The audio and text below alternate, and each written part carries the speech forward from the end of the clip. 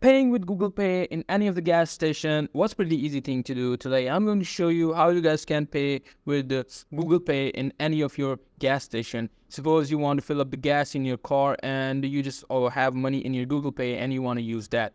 It was a very efficient and convenient method, but now as you guys can see, paying on gas phone is more convenient. But now as you guys can see, they discontinued that feature in December 2022, which means that you cannot pay with Google Pay on any of the gas stations anymore. This feature has been discontinued by Google in December 2022. But now there are some alternative ways that you can use to pay in any of the gas station, which includes Smart Pay and Sunoco Pay Fast and Safe. You guys can use these apps to pay for your gas in any of the gas station rather than Google Pay.